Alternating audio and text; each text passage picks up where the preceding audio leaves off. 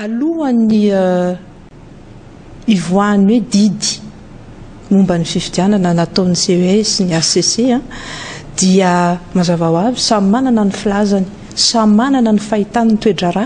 samy manana ny fandikany ny zava-niseho anaty fifidianana, samy manana ny fandikany ny lalam-panorenana, samy manana ny fandikany ny zava-misy eto Madagasikara. Fa rehefa mivoaka kosa ny atao hoe didy aminay dia aminay io mialatsiny amin'ny teny vahiny hoe dogma, zany hoe ary zay le fomba fanao politika izay ataoko hoe tia mpanao politika ankehitriny eto Madagasikara zava-dehibe. Tsy maintsy mitambatra amin'izay satria raha tsy mitambatra amin'izay tsika dia niverina anaty krizy. Ny antony hanaovana politika tsy hiteraka krizy fa andehanana tany amin'ilay fifidianana ary andehanana ao anaty firafitra fiarahamonina anankiray raha manaiky.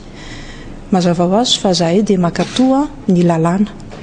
Raha tonga ny aty amin'ny hoe lany ara ny filoha tadidiko mihitsy fa taorian'ny Nations Unies dia ny antoko maitso no ny rabazy voalohany. Zay ilay fomba fanao politika. Ary mila fisainana lalina ho an'ny mpanao politika namany zany so an'ny mpiray tanindrazana.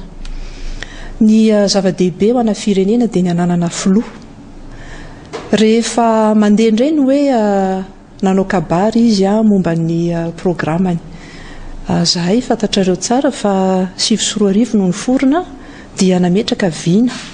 Ny vina no nisotomanay ny programme présidentiel. Ary raha ny teny tamin'izany hoe mitovy mifanakaiky dia marina. Mitovy fa tsy sahala. Zahay dia nametraka fa hilatsaka nanana programme mazava be ary nametraka ny fomba fiasa ao anatin'izay. Izy moa tateoriana nilatsaka dia iny ny kabariny tamin'izy lany ary izay le hoe mitovy fa tsy sahala. Io zavatra io averika any hoe ny anay tany rano tontolo iainana fitsinjovana ny aina ary nipetraka teo anivon'ireo aksareo zany ny fitondrana ny fijery momba ny fampandrosoana. Rehefa mipetraka izay dia misy ny hoe fampandrosoana maharitra ankehitriny ary tamin'ny kabary mifarany teo mbola miverina ihany ny resaka hoe tontolo iainana, miverina ny hoe angovo azo avy amin'ny rano, miverina ny hoe asa mampitombo ho an'ny malagasy maro anisa. Misy zavatra zany ataoko hoe efa niteneninay maromaro kokoa no niteneninay ary hita taratra ty amin'ny programme sy ny vinan'ilay filoha. Raha ohatra hoe makatoko hafa azo ohatra hoe ny MTS ny azo dia ny sotoavina ataoko hoe tsy dia misy mihitsy ny irahana zany ao anatin'izay fa ny zavatra taty ary anankiray tena nahafaly tamin'ny kabary tamin'ny voalohany taona izy moa ny araban'ny filoha herintaona lasa zay 2020 janoary tany anatin'izy zany dia fahita soratra hoe ohatrohatran'izay ny hitondrany azy fa iny moa zany nisy herintaona lasa farany teo ty 2020 sorarivo ty zany raha ny araban'ny filoha teny iavoloha ny tenako dia mazava tsara ao anatin'ny kabariny no hoe tontolo iainana no au cœur zany hoe ivon'ny politika hoentiny zay ny fehezanteniny ary zava-dehibe zany ho anazy ay tena miaro an'izany hoe tontolo iainana no fototra ny fampandrosoana ananana tontolo iainana ivelomana mampiadana ao anatin'izay zay le hoe fifanomezan-tanana zany zay le hoe tsy hoe mivadika palitao fa zahako ary ny antoko maitso dia nametraka foana fa ny anay tsy olona tadidinao tsara angam'izay ny anay tsy loko ny anay tsy toerana ny anay tsy politika atao hoe le politika mahazatra fa ny anay dia hoe vina ary ny anay dia zay mampandroso zany hoe mampandroso ny ara-toekarena mampandroso ny fametrahantsika n'ireo rafitra mitondra ny amin'ilay tena demokrasia satria raha malala nge fa mivoaka krizy tsika zay zavatra zany hoe any amin'izay mampandroso ary zay le hoe eto koa tsisy mahavita tena tsy maintsy mifanakalo hevitra ny olona mitarika olona ny lehibe anantoko maro raha ohatra ntsika mieritreritra hoe tsy tokony hifampiresaka zay satria asa ny fijeryny sasan'ny sasany na ny fijeryny sasan'ny tenako sy ny fiatretany momba an'izay dia verina fa tsy izay no atao hoe fampandrosoana. Matoatsika tsy miverina an-dalambe ohatrany dia tokony hoe misy sehatra zany ifanakalozana. Zay zavatra zay zany no ampitaina foana ary apetrako hoe zay ny tonotanana tsy maintsy misy ny fanajana ny lalàna anankiray lehibe fa ny fitsinjovana amin'ny fihavanana anankiray hafa koa. Io hitantaratra amin'io réconciliation io ka veriko fa tsisy tokony mahagaga raha hoe mifampiresaka za sy ny Filoandry Rajoelina, mifampiresaka za sy Andriamatoa Camille Vital. Ny tany Ambodivoana ampatseviko kely hoe fety ny lalam-pandrenana nanetrehako an'iny dia voalohany aloha hoe sehatra io ivitoerana anankiray izay ihaonan'ny mpanao politika ary amiko ny lalam-pandrenana iny tsisy tompony. Iny zany tsy hoe Andriamatoa Rajoelina nanao azy ka azy iny na hoe anahantoko anankiray iny. Nareo koa tamin'ireny fotoan'ireny isan'ny nampandany an'io lalam-pandrenana io. Tsy nampandany zay fa nanao an'ilay hoe samy mifidy. Zay zany tsy nampanao tsy nampanao eny. Ary fa rehefa lany ilay izy dia nankatoa zay koa zany mbola veriko ihany hoe mipetraka foana zay hoe ny lalàna. Iny lalàna iny no nandehanako tamin'ny fifidianana ohatran'ny rehetra. Rehefa misy manasa ny maitso faharoa za namaly foana na izy na izy satria ao zany no hoe ninona fiatretana mombana antoko na mombana fomba fanaona mpanao politika anankiray dia mametraka azy foana ho mpiray tanindrazana voalohany ary mametraka foana hoe manana hevitra hoentiny izy matony latsaka anaty politika. Iny lalam-pandrenana iny zava-dehibe nasaina ny filoha tamin'iny fa mahafiloha azy misy zavatra fa prioritaire ho azy tamin'iny andro iny. Napetrako tsara zay tamin'izay hoe manana filoha lanitsika ajaina ny filoha lany manana lalam-pandrenana lanitsika ajaina ny lalam-pandrenana any le ataoko hoe soa azo tamin'ny fiafiana be da be tao anatina krizy ary be da be ny zavatra ataoko hoe natao mba tsy hiverenan'izay krizy sy hivoahantsika ao anatin'ilay fandavan'izao tontolo izao any Madagasikara izay nampijaly ataoko hoe tsy mpanao politika ny tena anjaly fa le vahoaka malagasy any zany le izy apetrako foana fa ho anay maitso zany dia izay makany amin'ilay fampandrosoana misy ny hoe veriko ihany le hoe palitao mivadika ve nareo hafahafa ny maitso tsotra ny anay tsy olona fa foto-kevitra ny anay dia mampandroso ary zahay tsy mandaa metony tanana an'izan'izy ao anatin'izay fampandrosoana izay. Ny fototra anankiroa ankehitriny amin'ireo hoe 2015 zao anay maitso dia roa ny ray ny atao hoe lalàna ary ny faharoa lehibe dia ny fihavanana. Aza diny mihitsy fa mivoaka anaty krisitsika ary marina fa be da be ny manodidina n'io lalàna io. Be da be ny zay koa nanana ny fijerinay ary misy ny azo atao mihitsy hoe raha miresaka n'io prime ministre io tsika hoe izy ohatra ny antoko zany nanolotra azy satria zay ve ny voalaza ao anatin'ilay 450 ka raha fa dinihana izy aby ny antoko tena antoko zany fa tsy miresaka association dia ohatran'izay kanefany mety angamba nozy tamin'ireny omaly tany amin'ny vato reny amin'ity fampihavanana ity mety misy zavatra nisoniavina tany matoa UPM io zany no kanefa aviany ny filohan'ny tetezana mita teo aloha no nanao an'ireny valandresaka ary nilaza mazava izy fa tsy manaiky anio prime ministre vao notendreny io zay ne io tena realy no notendreny zay indrindra hoana ny position satria ianao tsy hita tao zay le fanontaniako teo inona natonga anao tsy hita tao amin'ny Carleton satria tonga tao avokoa reo le candidat ho filoham-pirenena zay niaraka tamin'ny Andry Rajoelina teny Ambodivoana ianao reriny tsy hita tao dikan'izay ve efa miala amin'le vondrona Ambodivoana Ramatoa Sararabe Arso zay averiko ihany zay tsy hoe miala amina vondrona na antoko na miaraka amina vondrona na antoko fa zay dia miaraka amin'ny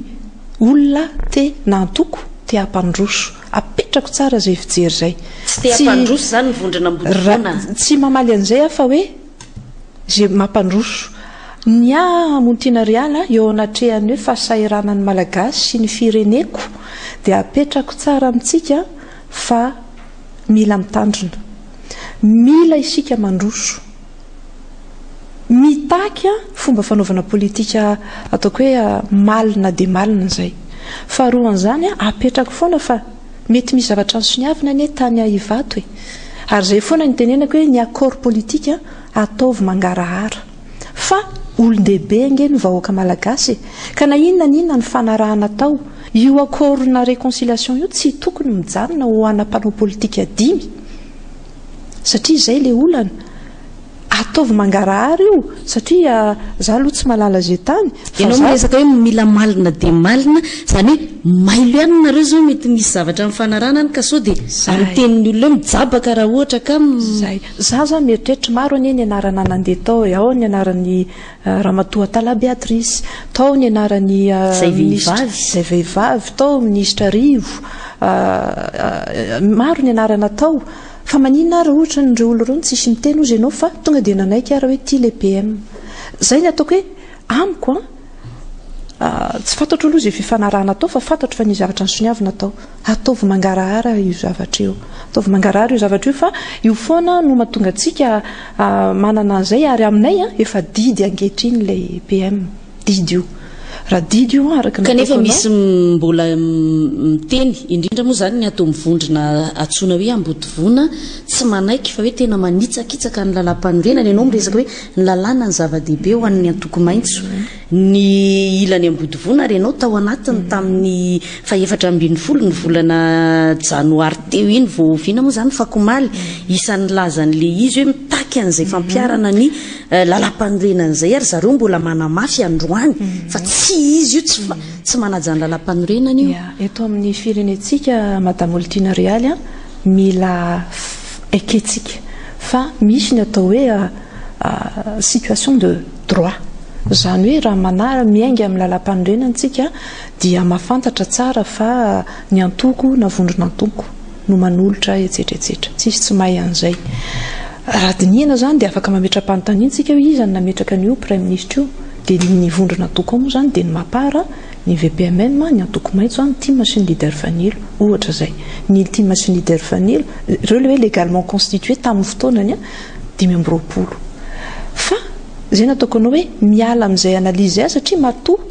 tsika tonga amin'ity nomination ny prime ministre vaovao ty misy zavatra hafa Oltina Rialy amin'ny feverako azy ivato zany ny tena ombadika ty nomination ty misy accord politique ao azay ataoko hoe ataovy zay mangarahary zay faharoan'izany misy situation de fait eto amin'ny firenetsika ao anatin'ny antenimeratsika ka maro ny solombavam-bahoaka zay tsy avy amin'ny antoko misy ny indépendant misy avy amin'ny association ohatra ny Andriamatoa Camille Vital saingy tsy afaka hiteny mihitsy ianao hoe misy député ana première catégorie sy deuxième catégorie fa samy solombavam-bahoaka Madagasikara ireo ka zay zavatra zay situation de fait ary zay dia mampiavaka ny Madagasikara raha hoe hitady lesona any amin'ny hafintsika ka ahoana nataony hafa ny amiko raha hoe te hiroso anatina fitombona afana mametraka ny tena fampandrosoana tsy maintsy eritreretin'ireo roa ireo ary napetrako taminao teo fa roa ny anay ny lalàna dia ny fihavanana misy zavatra zany le lalànantsika ve zany lasa azo adika malalaka satria tsika mantsy io zao miresaka teo ny ady hevitra hoe namoaka aloha zany ny ireo le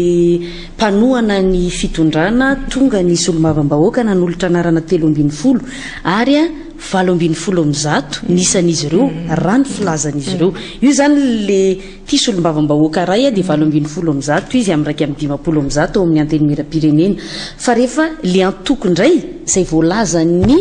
550 tsy tokony adinitsika hoe antoko na vondrona antoko milaza izy indray fa manana solombavam-bahoaka 70 dia eto zany milaza hoe samy manana ny maronisa dia zany hoe ny mpitondra moa zany ny tompon'ny fahefana dia izy aloha ny afaka mametraka n'le prime ministre tsy zay le izy fa hoe misy avia ny HCC dia miverina ny amin'le lalàna isika marina tokoa fa raha mifandinianay manokana an'le izy misy zavatra tokony amboarina nge ny lalam-panorenana sy ny loi électorale ary ny tenako anisan'ny teny voalany ny filoha ankehitriny dia zarery no niteny teto amin'ny tany sy ny firenena hoe amboary ny lalam-panondrenana dia namaly ny klasy politika rehetrarehetra hoe tsy fotoanan'izao dia niditra amin'ny ainao manjery ana nazava hoe tsy izany mamorona an'izay fa fomba fanao eran-tany io nanao an'io Egypta tsy voaingana zany hoe inona ho any tazomina ny article andininy rehetra momba ny fahafahana ny liberté fondamentale ao anatin'ny constitution ary akatona aloha ny article izay hita fa anepotra ny fiainam-pirenena tsy natao le izy dia ny constitution zany no mitazomina ary amiko rehefa tazomina le izy dia ampiarina mazava zay fa eo anelanelan'izay zany dia ary apetraka kokoa fa ny lalàna ny anatra lalàna madame Oltina misy ny atao hoe esprit des lois de la loi zany hoe io lalàna io anie tsy tokony ampiarinao amina tombontsoa anao zay ny tena lalàna dia tokony hoe ny esprit an'le loi mihitsy hoe mitondra any amin'ny filaminana mitondra any amin'ny concorde mitondra any amin'ny hoe solidarité firaisankina mitondra any amina hoe équité zay ny ataoko hoe ny mahazavatra ambony ny lalàna fa raha tsy zany ny lalàna dia lasa jadona ka eo anatrehan'izay eo anatrehan'ny fananantsika n'ireto solombavam-bahoaka zay nekena ary eo anatrehan'io ny solombavam-bahoaka moa tokony miditra ny anatin'ny antoko politika zany rehetrarehetra zany ataoko hoe misy zavatra efa azo ireo fifidianan'ireo ny institution fahatelo lehibe ananantsika dia io assemblée io parlementatsika io zany rehetrarehetra zany acquis démocratique sarotra ny nazahoana zany madame Oltina Réaly ary ataoko hoe samy mitelona ny tsy azo telemana isika teto na ny vahoaka na ny mpanao politika fa amin'izao zany amin'izao kosany eo anatrehan'ny ataoko hoe fahasairanam-bahoaka ny anahy dia any foana ny fijeriko move tsika vonona hiditra krizy move zakatsika ny anao grevy move tsisy fomba hafa akoatra amin'ny ataoko hoe midina an-dalambe satria 12 andro tsika midina an-dalambe fa 5 taona tsika manarina ihany zay ny andikanao ve anyreny satria ny gazety rehetra androany dia efa nandika ny fanambaran'Andriamatoa Rajoelina Omaly hoe efa manakaiky ny fitaomana ny olona hidina an-dalambe diso afaka disoko satria fantatro afaka mieritreritra hoe mba fantatro ihany ny anepon'ireo mpitarika rehetra ireo tonotanana madame Réaly tonotanana anieno ataonay tonotanana ary zay no ohatrany hoe andanjalanjana ary sotomana ny eritreritra ny rehetra fa areveriko fa misy fomba hafa koa inga afaka atao raha ohatra zany ka tena tsy faly ianao amin'izay didim-panjakana nanindra n'iny prime ministre iny afaka manao mangataka solution en exécution any amin'ny conseil d'état ianao afaka manontany hevitry ny HCC ianao afaka manao zavatra maro ianao fa tsy mitondra ny amin'izay fikorontanan'izay ary zay no ohatrany hoe ola zany apetrako zahay maitso kosa aloha dia tsy hitondra olona an-dalambe zay ve tsy natao amin'ny Carleton nanao maly miverina amin'izay fanontaniana izay foana za zany mieritreritra fa nitady ny accord politika tany Ivato io zay tsy natao satria olona no entina ary firenena no jerena tsy afaka mihitsy ny manaonao foana isika kehitriny fa rehefa mipetraka kosa ny hoe tonotanana ny no atao fa tsy hoe anao inona ary zay le hoe hifanankalozakevitra foana eo anatrehan'izay zany amin'ny an'io aloha dia mbola tsy malala mihitsy hoe inona le accord politika teny Ivato fa kosa mieritreritra hoe misy io fa ny fifampandiniana tsy maintsy toizana tsy maintsy ary averiko foana hoe sarotra ny miambo hoe mavita teny be da be ngeny teo aloha nanao an'izay fa atsika angambany tsy amin'izay maintsy ve mety hiditra ao anatin'le gouvernement ta Jean Ravelonarivo io izavy ny antoko politika koa na ny vondrana politika mety azo ny anjarany amin'io gouvernement teo raha ny momba ny maitso aloha nataoko anao teo misy ny vinan'ny filoha zay mahafinaritra ho amanokana ho an'ny maitso manokana zany tsy hitako mihitsy raha hoe ho an'ny fampandrosoana inona no andavana raha misy ny fiantsoana fa misy koa zavatra eto amin'ny firenena zay mety iseho anio itsika ny eto tena aingana be mihitsy zany ka sarotra ny hoe mametraka denimelo fa ny fantatra dia ny hoe makany amina fampandrosoana makany amina fandaminana anny ana ka nasihatrina zany a ilaina ka hitako fa mamaly an'izay ka afaka hoe manaiky ny iara-iasa aminay dia mazava ho azy fa manaiky aho eo amin'ny ny hoe antoko hafa iveriko fa an'ny prime ministre sy ny filolo tena mandinika fa ny anay angamba tsy le antoko mihitsy fa tena apetrako aminao le masotsivana le niteneniko teo olona zany no jerena fa tsy ny antoko ohatrohatran'izay satria misy amin'ny fotoana sy ora farany le mahainao anao no mipoitra le mahanao anao no andrasan'le malagasy hoe tena natsiaro anazy ianao sa tsy tena mifototra amin'le tena zavatra niteneninao ianao sa tsy no nitonga eo any inge le izy fa raha hoe loko moa antoko moa hoe matanjaka be izy na manambola be na misy lobbyina be tadidio fa misy koa ny mandeha mifanohitra amin'izay zany hoe raha misy lobbyina ny jiosy mety mana lobbyina ny rusiana mety mana lobbyina ny frantsay mety mana lobbyina ny amerikana ny franc-maçon tsy fantatro tsony zany rehetrarehetra zany ange ary izay le zao tontolo zao atsika ka ao anatin'izay ngamba tsy hoe any ny tena hoentina ireariana fa ny mahainao anao hoe mitana teny mijery an'le malagasy tsy niala taminy ary tena mahatsiaro anazy tamin'ny fotoana rehetra any angamba mety mila jerena sy hoe manana projet anao fa tsy hoe tonga eo anao vao andeha hifampitady andeha hianatra hanoratra any amin'ny banque mondiale sa any amin'ny chinois sa azonao izy fa efa mba misy zavatra koa zany hoentinao an'le firenena satria fotoana voafetra ny eo sady miazakazaka ny vahoaka efa mahantra mila vahaolana aingana dia aingana mila résultat indrindrindrindra aingana dia aingana isaorantsika be deaibe ny vahintsika tamin'ity alina ity fandarana l'invité du jour voalohany tamin'ity taona 2024 ity dia raha matoa Sara Georges Rabearso izay filoha national ny antoko maintso isaorantsika izy nanaiky nasain'ny fandarana l'invité du jour